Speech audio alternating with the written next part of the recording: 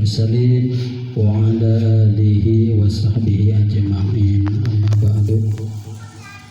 Hadirin jamaah yang hadir pada kesempatan malam ini, pertama-tama mari kita panjatkan puja dan puji syukur kehadirat Allah Subhanahu wa Ta'ala, yang mana pada kesempatan malam ini kita masih diberikan kesehatan, panjang umur, dan alhamdulillah banyak nikmat-nikmat, beribu-ribu nikmat yang Allah berikan kepada kita semua, yaitu nikmat iman wal Islam, sehingga kita pada kesempatan malam ini bisa berkumpul bersama silaturahmi, yaitu dalam rangka acara tahlilan kirim doa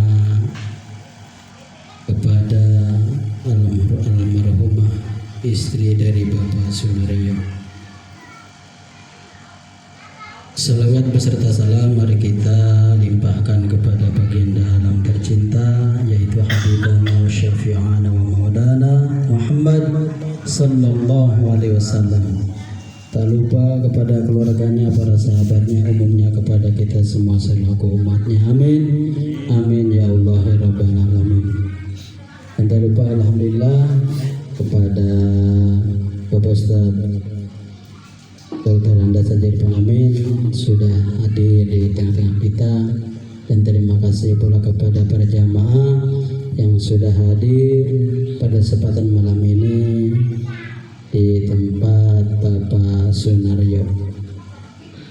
Tidak panjang lebar, mari kita lanjutkan karena waktu sudah larut malam.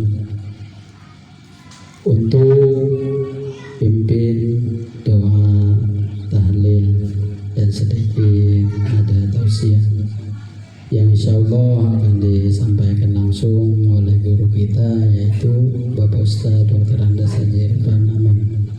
Kepadanya dipersilakan. Terima kasih.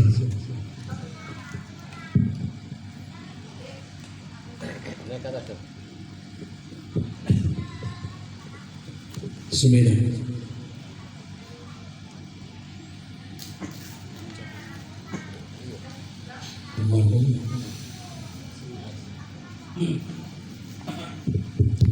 Bismillahirrahmanirrahim. Assalamualaikum warahmatullahi wabarakatuh. Waalaikumsalam warahmatullahi wabarakatuh. Alhamdulillahilladzi khalaqas samawati wal ard, la ilaha illa huwa wa ilaihi tawakkalna rabbul arsyil azim. Wa ta'ala amma yusyrikun. Allahumma salli ala nuril anwar wa siril asrar wa tiryakil ahyar wa miftahi babil yasar Sayyidina Muhammad al-Mukhtar wa alil adhar wa ashabil ahyar adada ni'ami wa hidayah. Para asatid, para alim ulama, para bini sepuh, para tokoh masyarakat yang semoga dicintai Allah Subhanahu wa Ta'ala, bil khusus kepada Bapak Sunaryo sekeluarga, semoga senantiasa dirahmati hidupnya, diberkahi hidupnya, amin ya rabbal alamin. Serta tak lupa seluruh para jamaah saudara-saudaraku yang hadir pada malam hari ini, semoga Allah senantiasa memberikan curahan fadilah, rahmat, kasih sayang kepada kita semuanya, amin ya rabbal alamin. Tak lupa salawat serta salam semoga tetap terlimpahkan kepada junjungan kita Nabi besar Muhammad sallallahu alaihi wasallam, sehingga kita yang hadir pada malam ini insya Allah akan menjadi umatnya dan akan menjadi diberikan syafaat pertolongan pada hari kiamat nanti, amin ya rabbal alamin. Ya aman dirahmati Allah, pada malam hari ini dengan izin Allah, Allah pertemukan kita semuanya, terutama hari ini kita pasca Ramadan dan pasca Syawal. Artinya kita telah ditinggal oleh bulan suci Ramadan beberapa bulan yang lalu. Ramadan sudah meninggalkan kita. Ramadan tidak mendampingi kita lagi. Tetapi insya Allah Ramadan, seluruh amal-amal di bulan suci Ramadan akan membangkitkan kita terus bersemangat untuk melangsungkan amal-amal di bulan Syawal dan seterusnya. Malam hari ini kita semua diundang oleh Bapak Sunario dalam rangka doa bersama untuk mendoakan almarhumah Sri Harsinah binti Mardi Hartono yang sudah meninggalkan kita 100 1 bulan lebih, tak terasa 100 hari lamanya Ibunda almarhumah Sri Harsinah meninggalkan kita semuanya, termasuk suami dan anak-anaknya. Sehingga meskipun kita sudah ditinggal oleh kekasih kita, istri kita tetap yang paling kita cintai, yang tidak akan pernah hancur cintanya kepada kita, itulah Allah Subhanahu wa ta'ala. Maka dari itu para jamaah dirahmati Allah, alangkah baiknya di malam hari ini kita terus beristiqomah, karena istiqomah ini adalah suatu amalan yang sangat mulia. Allah sangat mencintai amal yang istiqomah walaupun illa qalil, meskipun sedikit.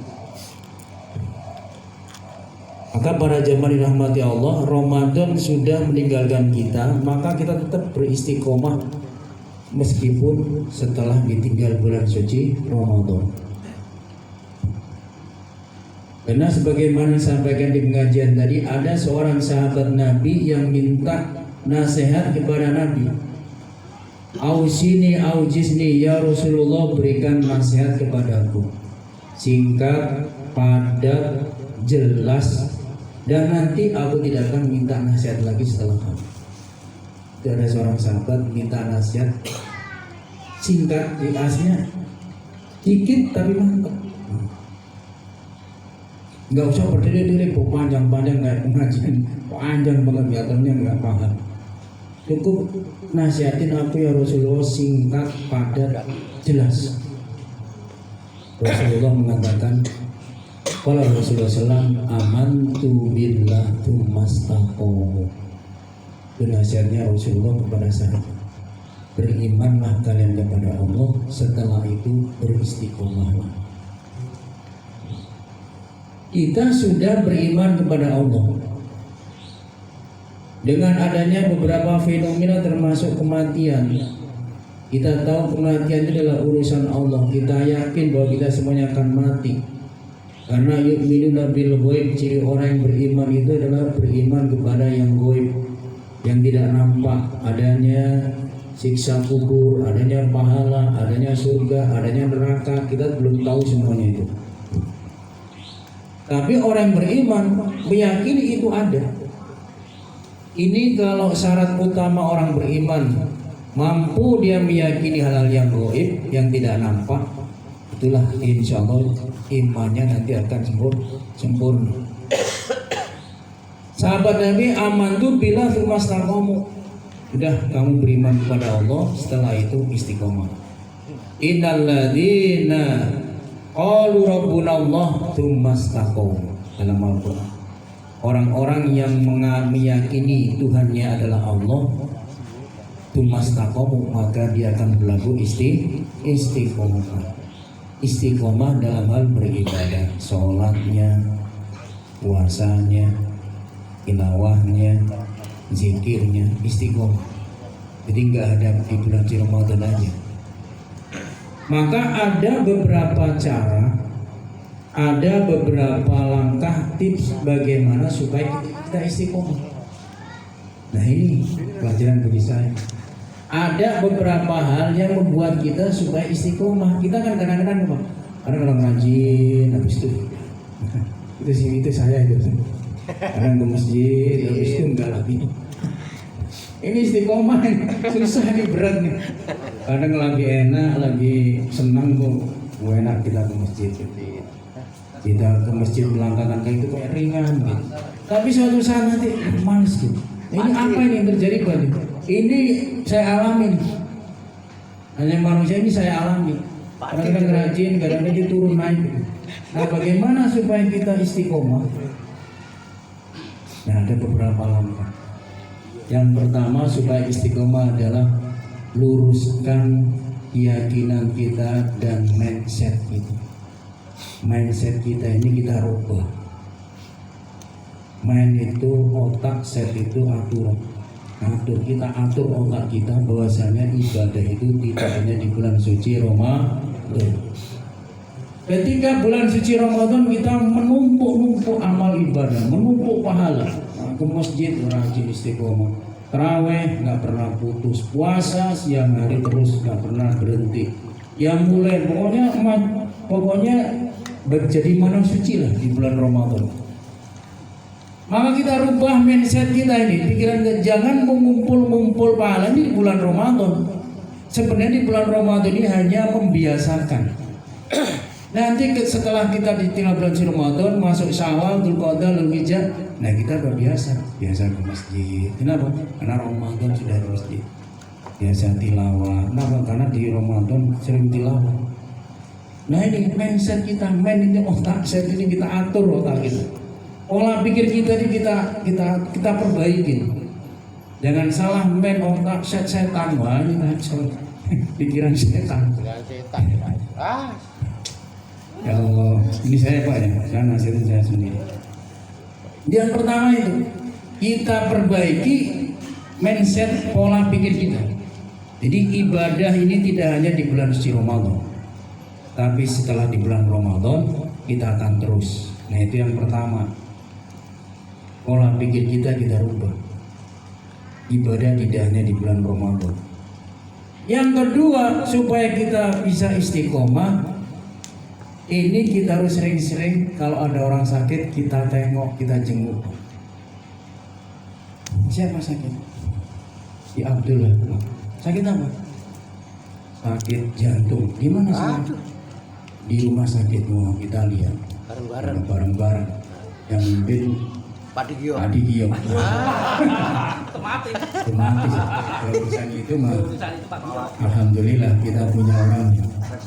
Nyampe di sana mendengar orang sakit, kita lihat sakit apa Pak? Sakit jantung. Itu kita lihat wajahnya lesu, nggak kuat apa-apa, lemah, makan nggak enak, tidur nggak nyenyak. Nah kita mikir iya ya, kita yang masih sehat seperti ini. Kalau kita sakit pasti kita nggak bisa kerja, nggak bisa ke masjid, nggak bisa nyari rezeki. Maka kita syukuri sering-sering melihat orang sakit menambah motivasi kita untuk istiqomah. Maka jangan sampai ada orang sakit kita cuekin, apalagi saudara kita, anak kita. Jangankan saudara, anak kita atau istri kita ketika sakit, kita pasti akan merenung, ya Allah kalau saya begini nggak kuat apa-apa, ibadah gimana, kerja gimana. Dan sering-sering menengok orang sakit ini adalah salah satu hak setiap mukmin, para jamaah. Jadi karena ini hak seorang mukmin, maka kita tidak lepas dari ini. Kita dengar orang sakit, ini saudara kita, ini tetangga kita, jamaah kita, langsung kita meluncur, kita lihat. Karena orang sakit bagi orang mukmin itu Allah mengampuni dosa. Jangankan sakit, ketakutan, musibah yang melanda bagi orang mukmin, bahkan sampai duri yang menancap di kaki kita. Ketika jalan kena duri, itu Allah ampuni dosa itu orang mukmin. Maka orang mukmin yang sakit ini sebenarnya tidak sia-sia. Meskipun sakit itu kadang-kadang datangnya dari kita, karena kita kurang hati-hati dan sebagainya, kemudian sakit. Sebenarnya sakit bagi orang mukmin itu adalah mengurangi dosa. Sebenarnya tidak sia-sia. Karena ketika sakit ini sebenarnya para jasa pernah sakit, tapi saya rasakan nikmatnya. Jadi kita kadang-kadang menikmati sesuatu yang enak-enak saja. Coba kita menikmati sesuatu yang enggak enak. Contohlah sakit. Pernah saya sakit kena corona, panas. Subhanallah, saya setelah pulang dari haji itu panas, kena virus di Mekah. Begitu kena corona kok beda, panasnya luar biasa. Saya rasa panas, ya Allah, kok ini panasnya. Saya rasanya ternyata hilang, meskipun nanti muncul lagi. sakit, saya sakit di pinggang, saya rasakan sakit, oh begini ya sakit. Kita nikmati kan malah hilang. Jadi kita tuh kadang-kadang menikmati yang enak-enak saja. Coba sekali-kali kita melihat yang nggak enak, sakit.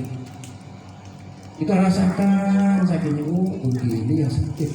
Sakit di pinggang begini, sakit di begini, panas begini. Kita rasakan, tapi kita obatin. Bukan berarti kita rasakan sakit yang gak kita obatin, tetap kita obatin. Cuman ketika kita merasakan sakit ini adalah sakit dari Allah. Allah memberikan sakit, Allah menyembuhkan. Kita rasakan sekali-kali. Saya pernah berobat sama Sinsen di PJ sini. Saya, ya Allah sakitnya kata saja Pak, sekali-kali pernah ada seorang ulama berobat di sini. Saya pijit pada itu sakit, kok dia diam aja. Ternyata dia bilang dia merasakan sakitnya, menikmati sakit. Itu nggak langsung, waduh, tapi mati, gini ya sakit. Jadi apa yang ada pada diri kita enak aja gitu. Kalau sakit, capek, kita nikmatin aja. Jadi kita nggak mengeluh. Nah ini, kita tidak mengeluh. Yang jadi masalah itu kita mengeluh. Datang terlambat pengajian, duduk di bawah pohon, panas matahari, mengeluh, ya udah. Tapi kalau kita datang pengajian terlambat, duduk mepet, kita nikmati aja, nyantai, ini enak aja. Nah ternyata ini Pak yang membuat kita ini sesuatu yang tidak nyaman karena kita sering banyak mengeluh. Maka mengunjungi orang sakit adalah satu tip untuk membuat kita istiqomah. Itu. Nah yang ketiga, supaya kita istiqomah dalam beribadah, tidak anget-angetan. Ya. Pokoknya saya nggak menyinggung. Kalau pengajian begini Pak, pengajian begini, takutnya saya padahal itu menyinggung saya. Ini ibaratnya anget-angetan gitu. Gak apa-apa ya, gak apa-apa. Ini gimana ya? Saya menjadi ternyata memang ada tipsnya seperti yang kedua tadi. Mindset kita rubah. Kemudian kita sering menjumpai orang sakit. Yang ketiga kita sering takziah kalau ada orang meninggal.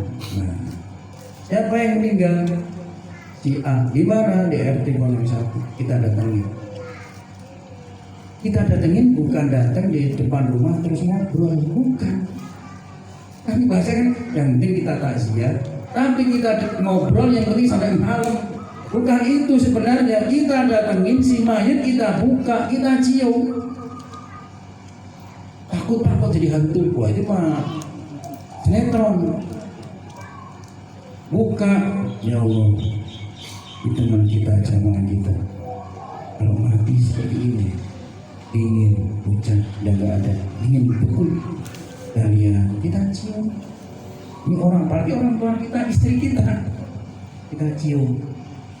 Mencium orang yang meninggal itu adalah salah satu dianjurkan.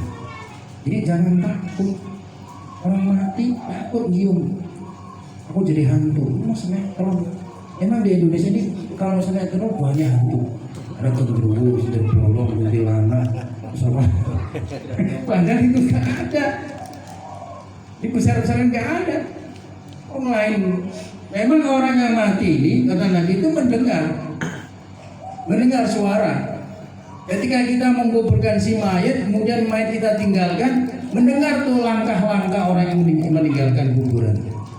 Makanya ketika kita masuk mau menziarah kubur, kita kan disuruh assalamualaikum ya al kubur, ya halal dia. Kan disilahkan begitu, berarti orang itu mendengar. Ketika orang sakit kemudian nazar, sakaratul maut, itu sebenarnya yang melihat itu kalau kita melihat langsung pingsan, masuk akal langsung pingsan. Kenapa? Karena begitu sakitnya cerita orang yang sakaratul maut. Kalau kita diizinkan oleh Allah mampu melihat dan mendengar, pasti kita akan pingsan. Tapi yang hanya mendengar dan melihat adalah bangsa binatang yang hanya mendengar. Orang lain tidak bisa. Manusia tidak diizinkan oleh Allah. Para jalan yang mati ini mesti mayatnya mendengar. Dan kalau sudah jadi mayat beda, memang alamnya beda. Kata Imam Malik, si mayit ini adalah mutlakon fi materi, jadi dia tidak bermateri. Contoh kalau kita masih hidup, kita duduk di sini, kaki kita menginjak rumah ini, kita nggak bisa melihat asar tambun, kita nggak bisa melihat yang jauh-jauh. Ya di sini aja. Kenapa? Karena kita materi. Dengan orang lain yang non materi, maka dia bisa melihat mana saja. Dan semuanya itu dekat, mau di Pakkah, mau di Kopo sama aja. Karena dia non materi. Nah kalau ada orang bilang misalnya, saya mau bicara yang meninggal, A meninggal di mana? Di rel kereta api. Terus saya mau melihat dia nih, hantu kali ya. Itu mah korin. Setiap manusia lahir diikuti oleh jin yang akan mengikuti dalam kehidupan. Jadi Pak, jangan usah takut, jangan usah khawatir.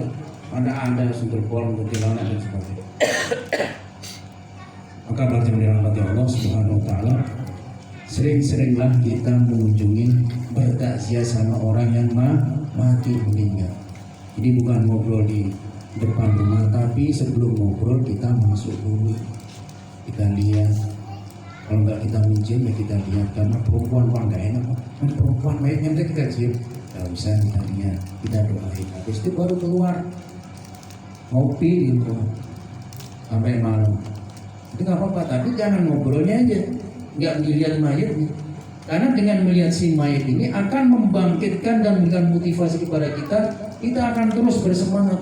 Ya kalau saya mati gimana, saya punya anak banyak, masih banyak biaya, begini mati udah. Dia berada di alam barzah. Manusia itu ada 5 alam. 1, alam rahim, dalam perut ibu, ini hidup sempit.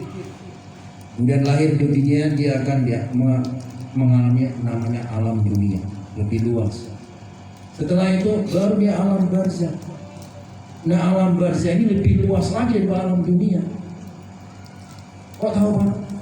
Nah, hadis mengabarkan seperti itu. Tahu persisnya. Kalau pengen tahu sebenarnya kayak apa ya Mas? Mati dulu baru tahu. Alam barzah, disitulah manusia akan hidup di alam barzah. Makanya saya sampaikan, di alam kubur itu hanya sekedar menyimpan jasadnya saja. Karena dia manusia yang sempurna, kemudian meninggal dalam kondisi sempurna, tidak ada cacat, tubuhnya dikubur. Di kuburan itu hanya menyimpan jasadnya. Alam barzah, kadang-kadang orang mati tidak dikubur. Ada pesawat meledak di udara, mati hancur mana jasadnya, kan nggak dikubur. Nah maka dari itu alam kubur ini istilah, hanya menyimpan jasad. Tapi alam barzah ini adalah kehidupan setelah di dunia, sebelum masuk ke alam akhirat. Alam barzah kita masih di mana? 2, alam rahim sudah, sekarang alam dunia, alam barzah sudah belum Pak?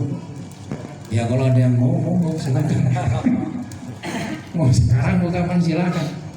Alam barzah, alamnya beda ini. Alam barzah akan datang malaikat. Sebelum malaikat datang, amalnya dulu yang datang. Assalamualaikum. Siapa Anda? Aku adalah amal sholatmu setiap hari kau jamaah di masjid. Amin. Assalamualaikum. Waalaikumsalam. Siapa Anda? Saya adalah amalmu yang setiap bulan suci Ramadan berpuasa. Masuk. Jadi temennya buahnya. Ya itulah. Ketika ditanya malaikat, amalnya yang jauh. Amal puasanya, amal zakatnya, amal berbuat baik sama orang tua, amal yang baik-baik. Itu para jamaah di alam barzah seperti itu. Digambarkan oleh Rasulullah seperti itu. Ya, jadi makanya kalau kita ada orang mati, jangan sampai kita cuek. Kecuali kalau kita nggak di rumah, dikabarin, di mana Mas? Wah saya lagi kerja ini. Ini ada tetangga yang meninggal. Innalillahi wa inna ilaihi raji'un.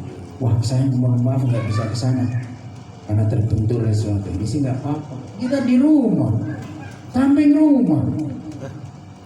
Ada tetangga meninggal, nggak keluar sama sekali, nggak menengok. Nah ini emang itu hidup terus. nggak akan mati, hidup terus, enak terus. Enak-enaknya hidup dunia dia pasti nggak enak.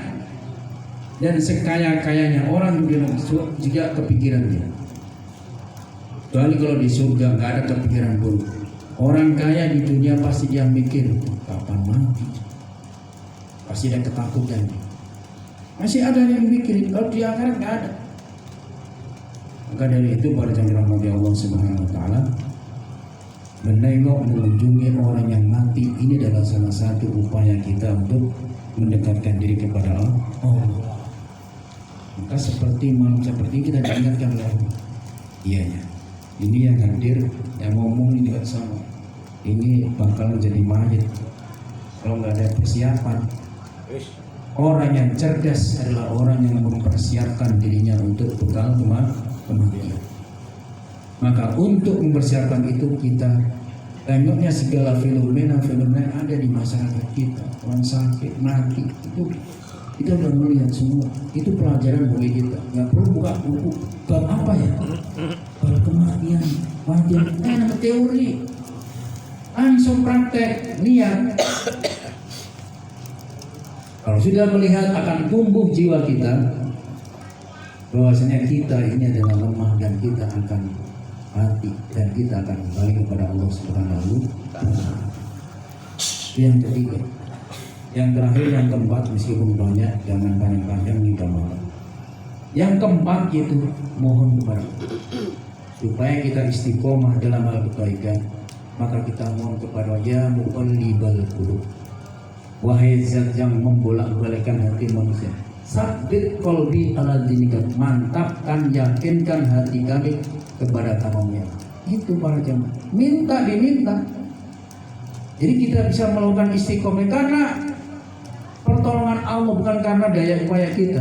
Maka kita syukuri, kita bisa istiqomah, kita bisa ke masjid tiap hari, kita syukuri. Ini salah satu hidayah dari Allah.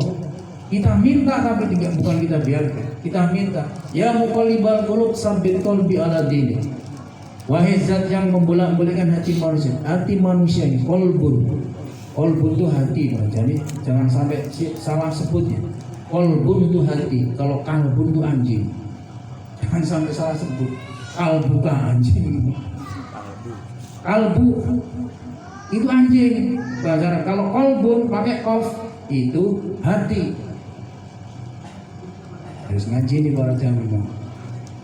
Nah, wa sabbit qalbi ala dinik, ya Allah, wahai Zat yang membolak-balikkan hati manusia. Kadang-kadang condong kebaikan, kadang-kadang lemah, naik turun.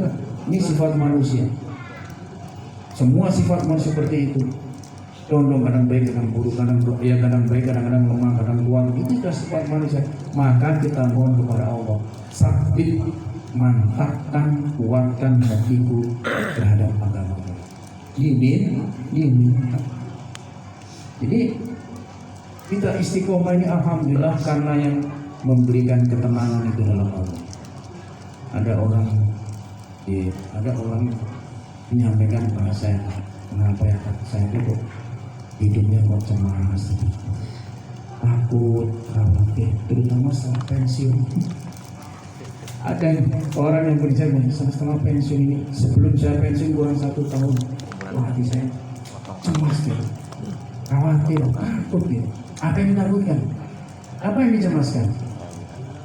Nah, hal-hal yang seperti ini para jemaah sudah banyak melanda di saudara-saudara kita.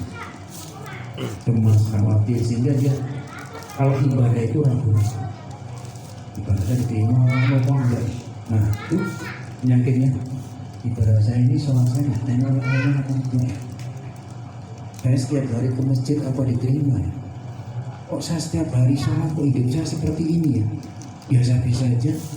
Nah, ini sering muncul dalam diri. Maka kita harus hantam keyakinan kabut, harus kita hancurkan dengan mohon kepada Allah. Yakin itu adalah perbuatan syaitan. Perbuatan syaitan seperti menggoda terus hati kita, ragu-ragu, cemas, khawatir. Maka kita harus, ya Allah, mantapkan hatiku, keyakinanku terhadap agama. Diminta. Itulah para jamaah, di hati kita terus terombang ambing seperti kita berlayar di lautan tombak badai sana kemari, tetapi kapal ini terus berlayar, nggak sampai tenggelam meskipun badai menerpa, panas, hujan, lebat, terus jalan. Kenapa? Kita mohon kepada Allah yang la haula wa la quwwata illa billah, tidak ada daya dan kekuatan kecuali pertolongan Allah. Tapi kita hadir, kita di sini sangat kehendak Allah, maka kita syukurin, kita berkumpul dengan orang-orang baik, kita berkumpul dengan orang-orang soleh, karena kita akan dikumpulkan bersama yang kita senangi. Kalau kita senangnya sama orang soleh, orang baik, maka kita akan berkumpul di surga nanti bersama orang soleh. Mudah-mudahan hari ini, malam hari dalam malam keberkahan kita, semoga Allah memberikan hidayah dan petunjuk kepada kita terus di jalannya, dan semoga Allah senantiasa memberikan keberkahan keluarga kita, dimudahkan rezeki kita, dilancarkan segala usaha kita, berkah dunia dan akhirat. Al-Fatihah.